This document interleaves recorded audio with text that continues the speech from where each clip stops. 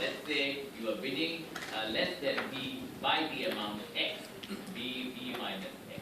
You are bidding less than that. The third possibility, the only third choice, the only other choice you have is to bid greater than your valuation. Greater than your valuation by say the amount X. B is equal to B.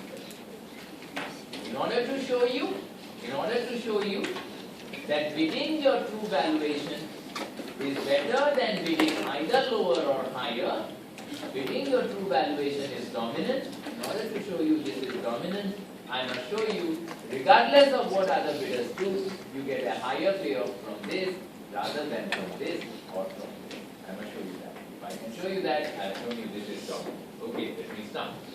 I am focusing on this bit first, bidding less than your valuation. Okay. So this is my valuation.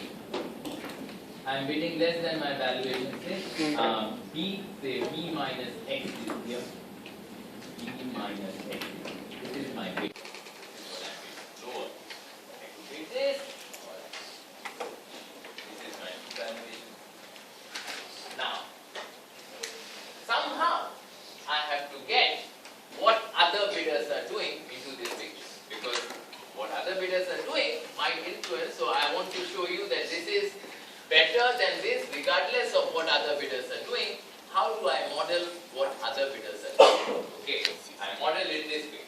I say, so you are bidding this, let the next closest bid to you be done.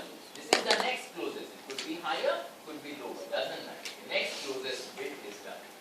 You notice why am I focusing on the next closest? Because the only person that can make a difference to whether you win the auction or not is this person. Okay? If a person is very, very far from you, you don't have to bother about him. You are not competing with him. The next closest person is who you are competing with. So we say, let's assume the next closest bid is done. Now notice something. By changing the position of this W, I can model the assumption regardless of what other bidders are. Say for example, I can put W here. The next closest bid could be here. Or I could put W here. The next closest bid could be here. Or I could put W here. The next closest bid could be here. In each of these cases, these are the only three things the other bidders could be doing. Correct? Only three. When I say regardless of what the other bidders are doing, I want to show you that this is at least as good as this when W is here. This is at least as good as this when W is here. This is at least as good as this when W is here. Regardless of what the other bidder is doing, this one is at least. You understand the logic? This proof you need to know. Okay, let me show you. Suppose W is here. The next closest bid is here. If you bid B minus X, what is your payoff? The probability, the payoff from bidding B minus X. What's your payoff? Who will win the auction? This is the second prize sealed bid auction. You are bidding this, the next closest bid is here. What is your payoff? Will you win or will you not win? You will win because your bid is higher than the next closest bid. Okay, next. Alright, so you will win the auction. Fight between two of you, you will win. Alright. If you win the auction, how much will you pay for it? This is the second prize sealed bid auction. Will you pay how much you bid or will you pay the second highest bid? Second highest. Second highest bid.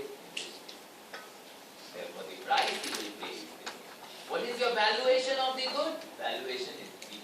Therefore the payoff you will get is B. If you bid lower than your valuation, this is it. Consider what would have happened had you bid your true valuation. W is here. If you had bid your true valuation here, your payoff would have been the payoff of bidding your true valuation. Who would have won the auction? Again you. Again you. Your bid is higher. What price would you have paid? The second highest bid. It is here. Therefore, your payoff would have been valuation minus price. Same. Bidding lower than your valuation gives you the same payoff as bidding your valuation when W is here. Now consider W here. If W is here, bid lower than your valuation, B minus X, who will win the auction, you or the W guy? You are bidding B minus X. He is bidding W. Who will win the auction? This fellow will. He has a higher bid. He has a higher bid. So you will not win the auction, your payoff will be.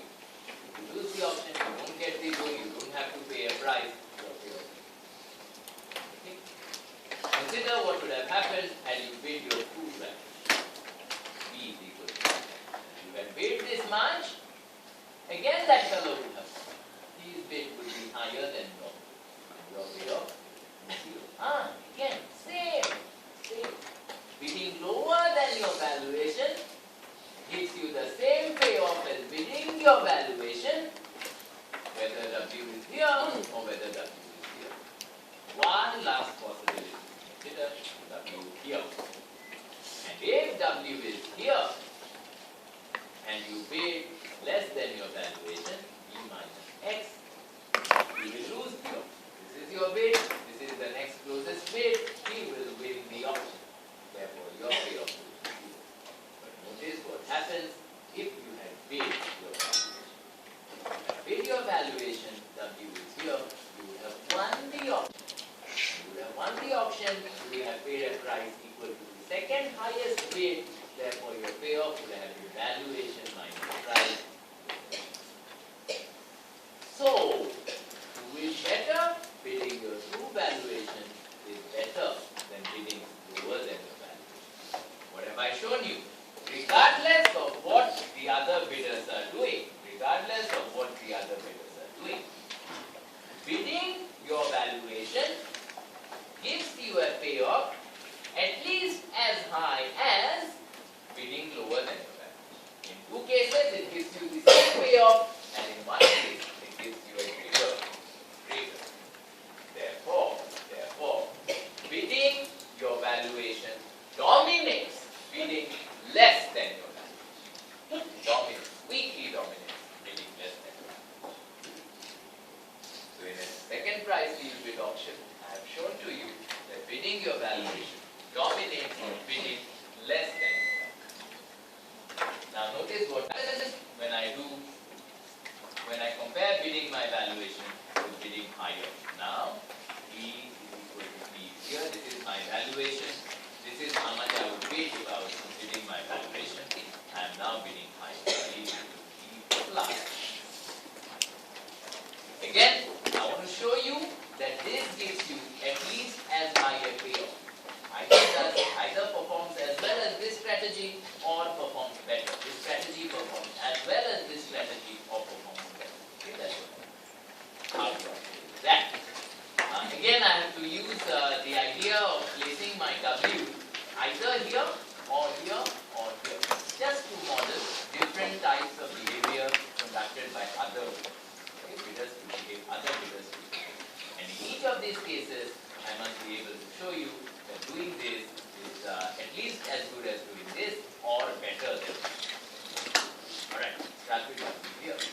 When other bidders are bidding in this manner, by bidding higher than your valuation, your profit is, you will win the auction, because your bid is higher than the other fellow's bid, and you will pay a price equal to this, you will get B minus W, which is greater than. But if you had bid your true valuation, who would have won the auction? Still you would have won. And the price you would have paid, still this. Therefore, your payoff would have been the same. So when W is here, bidding your true valuation is as good as bidding higher. Now consider W here.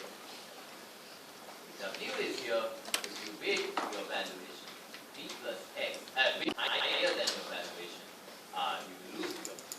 You are here, the other guy is here, he will win. Therefore, your payoff is zero. And it is the same payoff that you would have got had you bid your valuation.